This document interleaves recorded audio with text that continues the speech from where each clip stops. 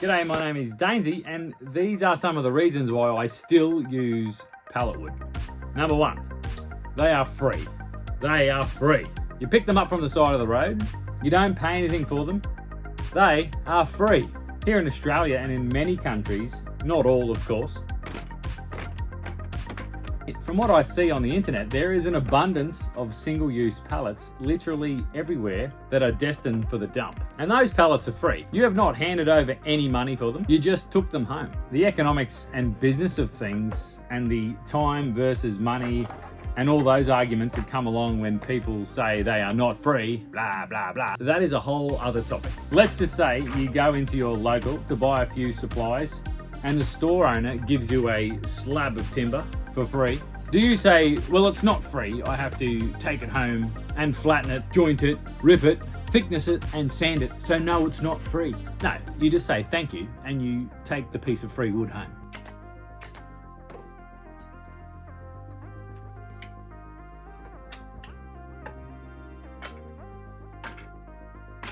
Okay, also, in case you're wondering, there is a pallet project underway in this video. I won't be talking about it much. However, it is clearly the visual representation of why I still use pallets. I'll most likely have a follow-up video on my other channel, Dainer Unofficial, where I'll chat about the project and talk about lessons learned and all those sorts of talky things.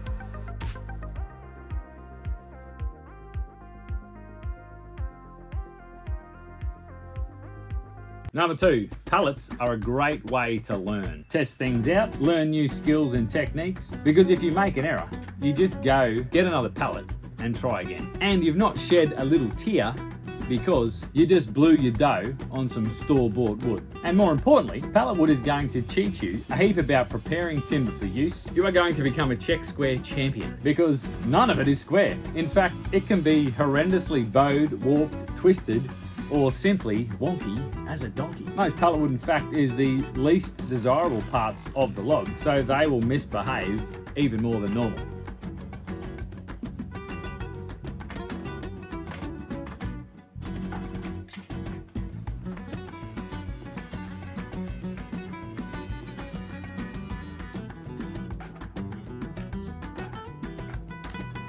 Okay, quick update. All these boards now have one clean face and one straight side, either off the jointer or off the straightening jig. I didn't want to waste time cleaning up both sides because I want to cut all these pieces into veneers, so flattening it even further I would lose more thickness when the saw blade might end up cleaning off the last cut anyway. I've also got two different width boards. Now I need to get two different pieces of stock out of all of this timber here. So I need a broader strip, and then I'm going to have lots of little offcuts, but I'm not going to waste those. I'll gather all those up and I'll glue those together because they'll come into play later on as well, I hope. The value here is the colourful timber, so I don't want to waste any of it.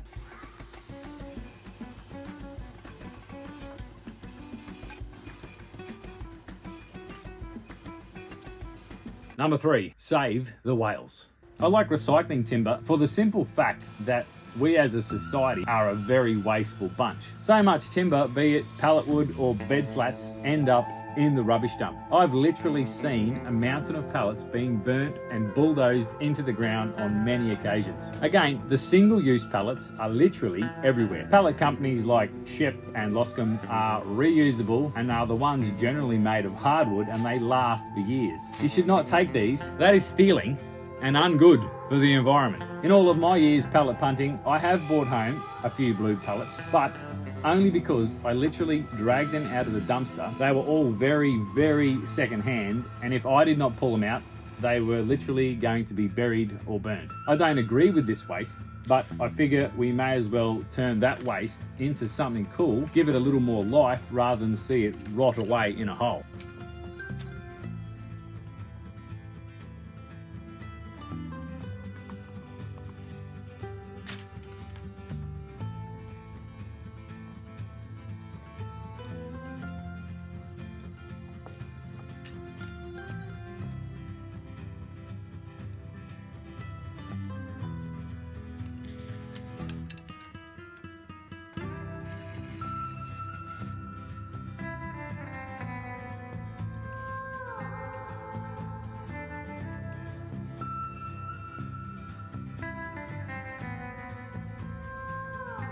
Number 4, because they are treated with nasty chemicals. That's correct. Pallets are treated with methyl bromide and other ways as a biosecurity measure. And it is very, very, very nasty stuff. And spoiler alert, regardless of the treatment stamp you see on your individual pallet, even if it says HT, heat treated, it may have still been fumigated with methyl bromide. Scary, hey? No, not scary. And I'll have a video at the end of this one if you want to know all about methyl bromide. I spoke to the bloke who puts methyl bromide in your pallets. If you don't want to watch that video, just use the methyl bromide pallets. You'll be fine.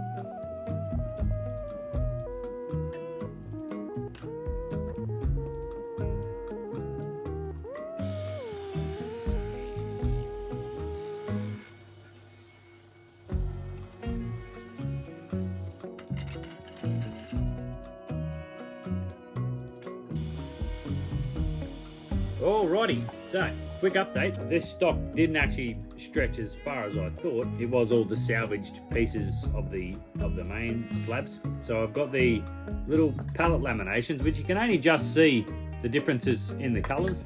I think once the finish goes on, that'll highlight a bit more. So then I used up these other solid scraps from my last project.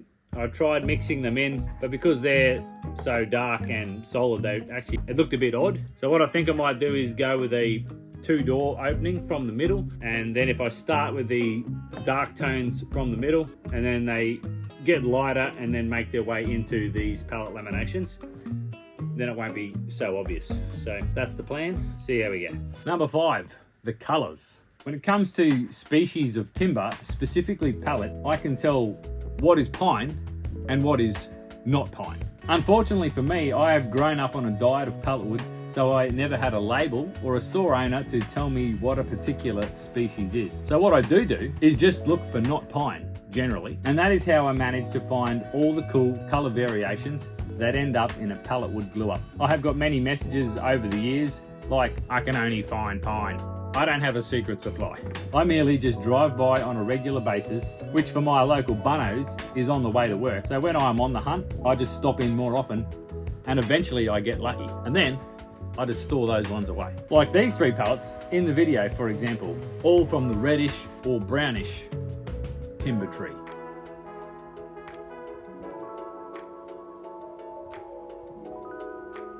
Alrighty, so I've thrown a belt. I've got to track one of those down, so that might slow this project down a little bit. Not to worry, shit happens. I'll figure something else out. Hey, while I'm walking around, so here is the top piece and all that nice, beautiful pallet lamination. I've run short for what I need for the bottom, which was these 2 leftover pieces here. So I do have this offcuts, which will be a little bit of a throwback to other things. I can either use this side here, which is probably a bit too neat compared to the top, or use this decorative Minecrafty looking How's Your Father as the bottom edge of this bench. So I'm going to give that a bit of thought and carry on with the video. Number 6, the transformation. This is a simple one. I still love seeing a dodgy, dirty, discarded, degenerate pallet get turned into something completely different. It goes from a hated piece of junk heading to the dump to something cool, creative, or practical. And during the transformation, I love all the things that that project gave me along the way.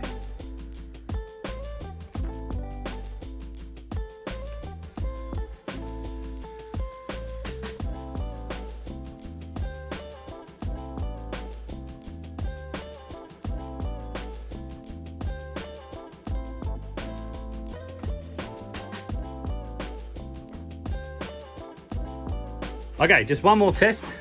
I just want to make sure my little tambour track basically lands where I needed it to land, which is half on the pallet, half on the laminate to maximise the bit you'll actually see. I'm going to take a punt and cut the rest.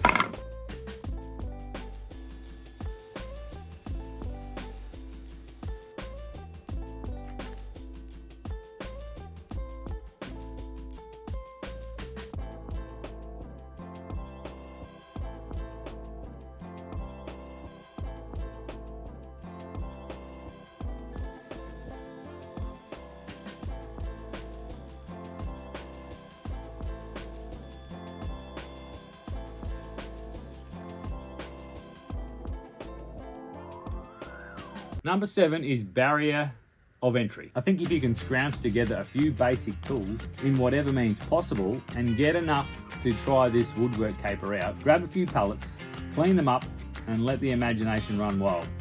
Then, let the addiction take hold. And then, okay, I don't want to dribble on too much about this one. How about I keep this one quick and easy and say, grab a pallet and just get started.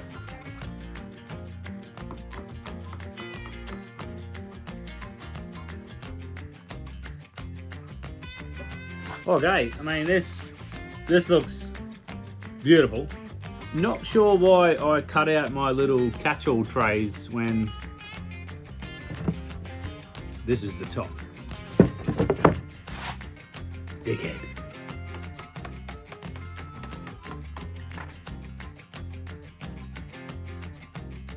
Okay, number 8 is glue. Okay, so pallet wood is a little bit shit. I'm not going to sugarcoat that, but I've always said it is what you do with it. When I first started woodworking, I wanted to make a workbench as a see if I like it hobby. Workbenches are chunky and pallet wood is not. So what I thought I would do is grab an electric hand plane, clean off the faces of the boards and glue a few together to create some chunky beams. So not only did I quickly discover I could make my own decent timber, when I first planed off the edge grain of those chunky beams, I discovered the true beauty of pallet wood, which was all the variations of colours and thicknesses all laminated together. And to look at the edge grain, it did not look like pallet wood. It looked like wood.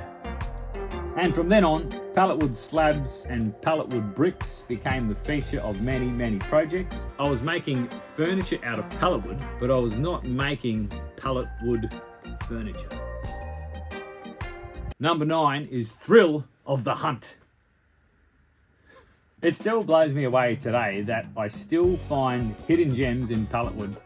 This project is no exception with those 3 beefcake stretchers of Hardius Vicarius that I found on one of them.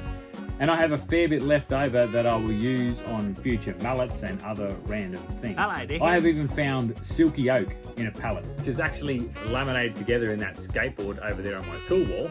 I did not even know what silky oak was when I found that one. In fact, that was the first time I figured out that if you ask social media for help identifying species, you are going to get about 10 different answers. But eventually, you will start to learn a few things. But it is hard identifying species. Like I said, pallet wood does not come with a sticker. Number 10 is problem solving. On just about every project, figuring out how I'm going to use my stock is always a challenge. Pallet wood is generally only so big and wide. So coming up with ways to maximize your precious finds is always on my mind, as well as coming up with economic ways to produce that stock. And by that, I mean to create your flat and square piece of lumber timber wood.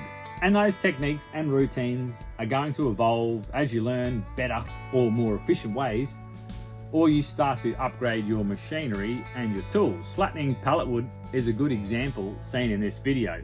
From the humble trim router and sled, to the thicknesser and jointer, to now even using a CNC to get the job done. Sometimes it is a combination of all these things. Your workflow is something you're going to have to figure out for yourself. And of course, once you have that stock, all the enjoyment of then problem solving the project is of course now ahead of you. So I'm pretty stoked with this project. Look, it is going to be for me. However, the chipboard half how's your father in here, it does a job. It used up some scraps, but I'm not 100% sold on it. I think that's going to age with time, and I've got another idea. Let me get some finish on this, see what it looks like, and then we'll revisit the bottom here.